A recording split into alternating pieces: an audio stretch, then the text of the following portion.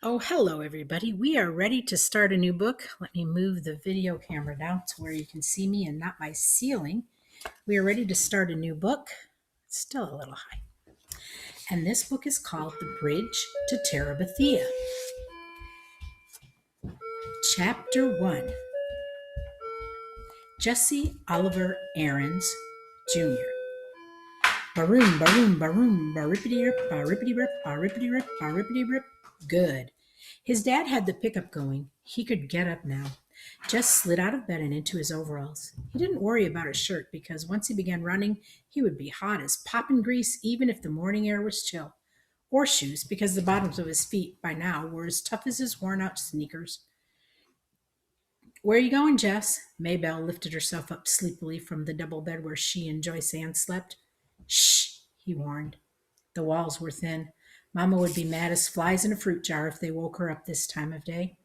He patted Maybelle's hair and yanked the twisted sheet up to her small chin. Just over the cow field, he whispered. Maybelle smiled and snuggled down under the sheet. Gonna run? Maybe. Of course he was going to run. He had gotten up early every day all summer to run. He figured if he worked at it, and Lord had he worked, he could be the fastest runner in the fifth grade when school opened up. He had to be the fastest. Not one of the fastest or near to the fastest, but the fastest. The very best. He tiptoed out of the house. The place was so ratty that it screeched whenever you put a foot down. But Jess found that if you tiptoed, it gave only a low moan, and he could easily get outdoors without waking Mamma or Ellie or Brenda or Joyce Ann. Maybelle was another matter. She was going on 7 and she worshipped him, which was okay sometimes. When you are the only boy smashed between 4 sisters and the older two had despised you ever since you stopped letting them dress you up and wheel you around in the rusty old doll carriage, and the littlest one cried if you looked at her cross eyed.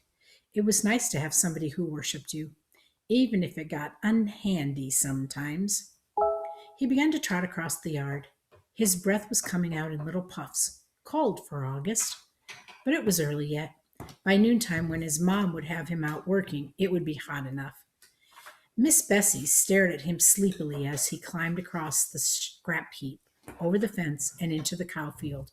Moo, moo, she said, looking for all of the world like another Maybelle with her big brown droopy eyes. Hey, Miss Bessie, Jess said soothingly, just go on back to sleep. Miss Bessie strolled over to the greenish patch. Most of the field was brown and dry, and yanked up a mouthful. That's a girl. Just eat your breakfast. Don't pay me no mind. He always started at the northwest corner of the field, crouched over like the runners he had seen on the wide world of sports. Bang, he said, and he took off flying around the corn cow field. Miss Bessie strolled toward the center, still following him with her droopy eyes, chewing slowly. She didn't look very smart, even for a cow, but she was plenty bright enough to get out of Jess's way. His straw colored hair flapped hard against his forehead, and his arms and legs flew out every which way. He had never learned to run properly, but he was long legged for a 10-year-old, and no one had more grit than he. Lark Creek Elementary was short on everything, especially athletic equipment, so all of the balls went to the upper grades at recess time after lunch. Even if a fifth grader started out the period with a ball, it was sure to be in the hands of a sixth grader or seventh grader before the hour was half over. The older boys always took the dry center of the upper field for their ball games, while the girls claimed the small top section for hopscotch and jump rope and hanging around and talking. So the lower grade boys had started this running thing. They would all line up on the far side of the lower field, where it was either muddy or deep, crusty ruts. Earl Watson, who was no good at running, but had a big mouth, would yell bang, and they'd race on a line. They stood toed across at each other. And they'd race to a line that they'd towed across at the other end. One time last year, Jesse had won. Not just the first heat, but the whole shebang. But only once. It had put him in his mouth a taste for winning. Ever since he'd been in first grade, he'd been that crazy little kid that draws all the time. But one day, April the 22nd, a drizzly Monday it had been, he ran ahead of them all. the red mud slouching up through the holes in the bottom of his sneakers. For the rest of that day until after lunch on the next, he had been the fastest kid in the third, fourth, and fifth grades. And he was only a fourth grader. On Tuesday, Wayne Pettis had won again as usual. But this year, Wayne Pettis would be in the sixth grade. He'd play football until Christmas and baseball until June with the rest of the big guys. Anybody had a chance to be the fastest runner. And by Miss Bessie, this year was going to be Jesse Oliver Aarons Jr. Jess pumped his arms harder and bent his head for the distant fence. He could hear the third grade boys screaming him on. They would follow him around like a country music star, and Maybelle would pop her buttons. Her brother was the fastest, the best. That ought to give the rest of the fifth grade something to chew their cuds on. Even his dad would be proud. Jess rounded the corner. He couldn't keep going quite so fast, but he continued running for a while. It would build him up. Maybelle would tell Daddy, so it wouldn't look as though Jess, was a bragger. Maybe Dad would be proud. He'd forget about how tired he was from the long drive back and forth to Washington and the digging and hauling all day. He would get right on down the floor and wrestle, the way they used to. The old Dad would be surprised at how strong he'd gotten the last couple of years. His body was begging him to quit, but Jess pushed it on. He had to let that puny chest of his know who was boss. Jess, it was Maybelle yelling from the other side of the scrap heap. Mama says you're going to come in and eat now. Leave the milk until later. Oh, crud, he'd run too long. Now everyone would know he'd been out and starting on him. Yeah, okay. He turned, still running, and headed for the scrap heap.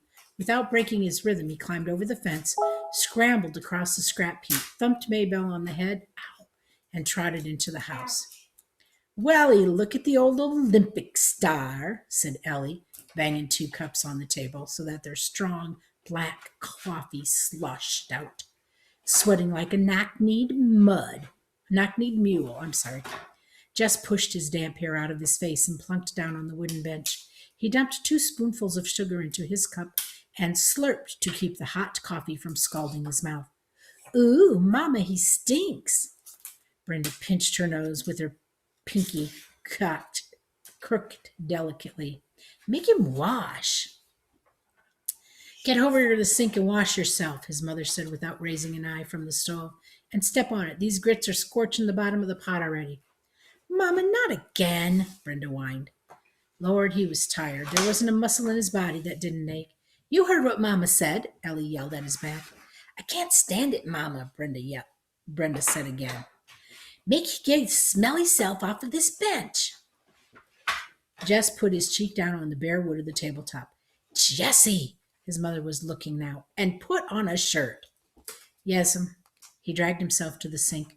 The water he flipped on his face, and his arms pricked like ice. His hot skin crawled under the cold drops. Maybelle was standing in the kitchen door watching him.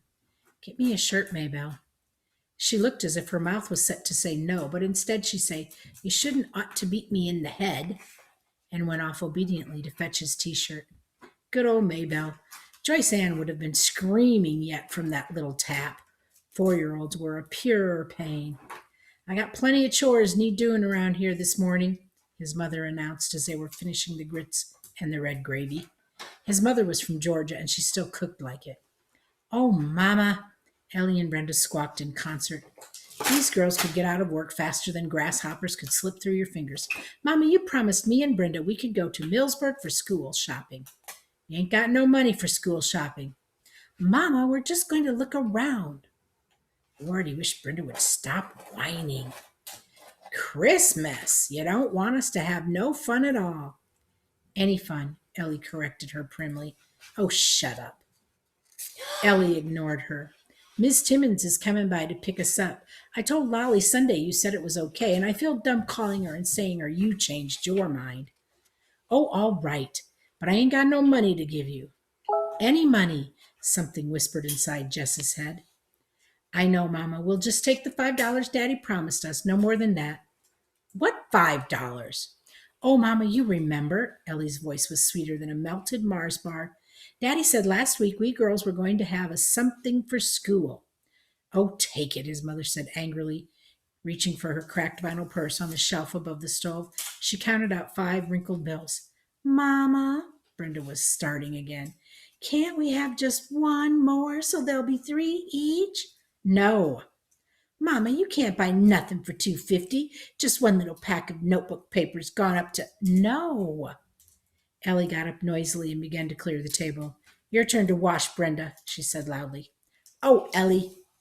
Ellie jabbed her with the spoon, and Jessie saw that look. Brenda shut up her wine halfway out of her rose luster lipsticked mouth. She wasn't as smart as Ellie, but even she knew not to push Mama too far, which left Jess to do all the work as usual. Mama never sent the babies out to help, although if he worked it right, he could usually get Maybelle to do something. He put his head down on the table. The running had done him in that morning. Through his top ear came the sound of Timorson's old Buick. Wants oil, his dad would say, and the happy buzz of voices outside the screen door as Ellie and Brenda squashed in among the 7 Timmonses. All right, Jessie, get your lazy self off that bench. Miss Bessie's bag is probably dragging ground by now, and you still got beans to pick. Lazy? Lazy? He was the lazy one? He gave his poor dead weight of a head one more minute on the tabletop. Jessie! Okay, Mama, I'm going. It was Maybelle who came to tell him in the bean patch that people were moving into the old Perkins place down on the next farm. Jess wiped his hair out of his eyes and squinted. Sure enough, a U-Haul was parked right by the door, one of those big jointed ones. These people had a lot of junk, but they wouldn't last. The Perkins place was one of those ratty old country homes you moved into because you had no decent place to go and moved out of as quickly as you could. He thought later how peculiar it was that here he was probably the biggest thing in his life, and she'd shrugged it off as if it was nothing. The flies buzzing around his sweating face and shoulders. He dropped the beans into the bucket and swatted with both hands. Get me my shirt, Maybelle. The flies were more important than any U-Haul. Maybelle jogged to the end of the row and picked up his T-shirt from where it had been discarded earlier. She's walking back, holding it with 2 fingers out way in front of her. Oh, it stinks, she said, just as Brenda would have. Shut up, he said, and grabbed the shirt away from her. That is the end of chapter 1.